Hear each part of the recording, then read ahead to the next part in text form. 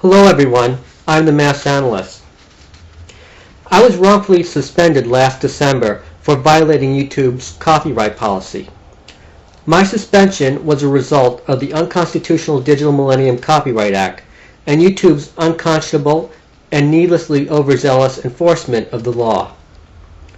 This is the first of 6 or 7 videos I will be making explaining why I was suspended, how YouTube's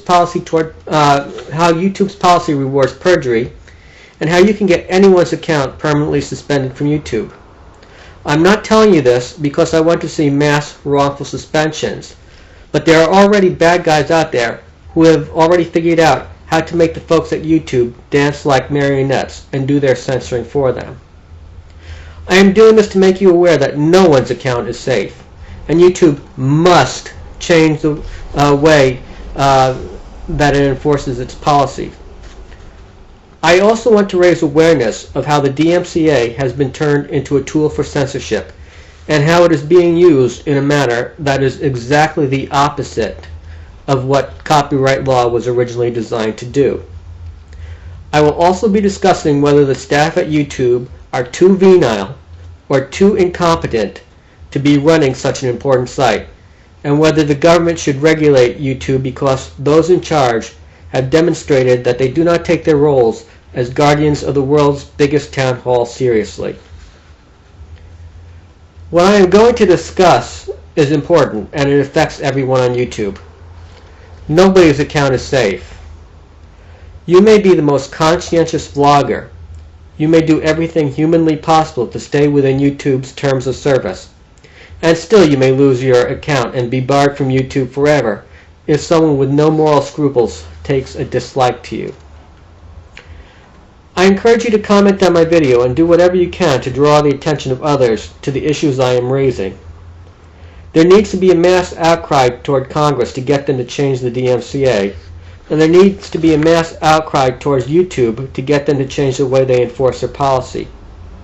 I also give you permission to repost my videos, but you should read the warning that I posted in the sidebar before doing so. Before I go on, I want to give a shout out to some people who supported me in one way or another. I have already given a shout out to several people in a video posted on Fake Sagan's channel about Tommy from the Bronx and in Menham.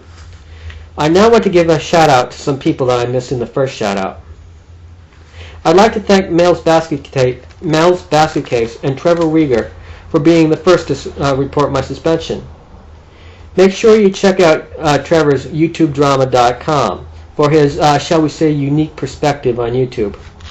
You sometimes have to take what he says with a grain of salt, but it's worth reading, and I think he did an excellent job on his recent Scientology video. I'd also like to thank Leaf Dude and What the Heck 124 for their videos about me.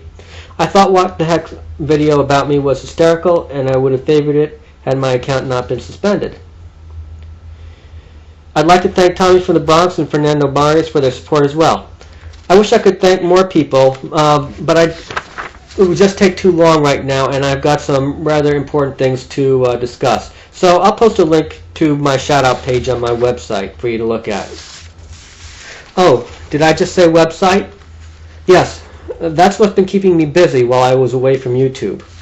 I spent a lot of time reading up on copyright law, and I put up a pretty extensive website explaining why I think the DMCA is unconstitutional.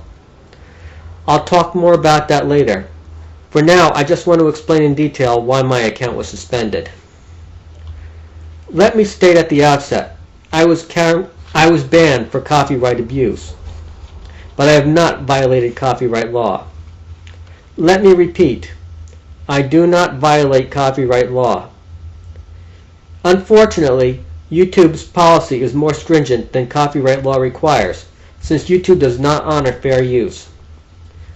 Fair use is a very important concept to understand, but I don't want to get into that here, so I'll post in the link bar. I'll post a link in the sidebar to my site where I explain this in detail.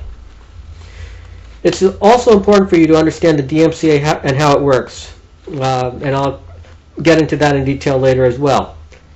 For now, all you have to know is that YouTube has a policy of removing videos when they get a DMCA complaint, because the DMCA provides a strong incentive for them to do so.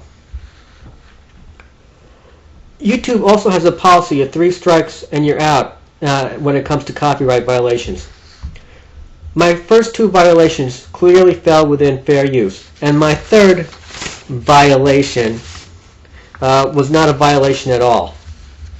I had the permission of the copyright holder to post his video. However, a user by the name of Red Skull committed perjury by filing a false DMCA complaint with a specific intention of getting my account banned. Let me explain my violations briefly. Back in November 2006, someone revealed the real-life identity of the person behind the Red Skull account. Red Skull reacted by putting up a video in which he claimed he was receiving death threats at his house over the phone. He speculated that the calls were probably coming from Renetto fans or Boheme fans. He's a very good actor, and he did his best to make it look like he really was getting death threats. Well, I doubted his account very much, and I made a video proving that the death threats were a lie, that he wasn't getting them. I had to use some clips from his video to prove he was lying, and Red Skull didn't like being exposed. So he sent a DMCA complaint to YouTube, and YouTube took down my video. Incidentally, he later sent a PM to me admitting that the death threats were indeed fake, that he never received death threats over the phone, and that I was right. Now, I didn't use any of his clips in my second violation. Here's what happened.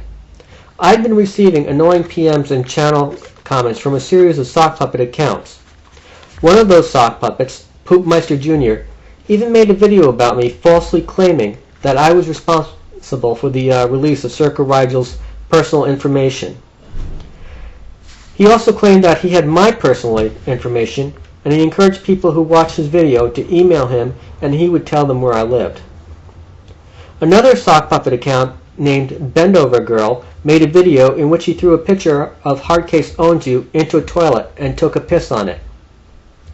Now, you couldn't actually see who was pissing on the picture. Whoever it was off camera. But you could see the stream of urine flowing into the toilet where the camera was aimed. And Bendover Girl swiped the audio soundtrack of a video by Firefly 515 to make it seem like Firefly 515 was the person who was taking a piss on Hardcase's picture. Bendover Girl did not have Firefly 515's permission to do this, and Firefly was quite upset by the theft of his audio track to make it look like he was the one responsible for this childish prank. Bendover Girl then sent me a PM asking my opinion of the video.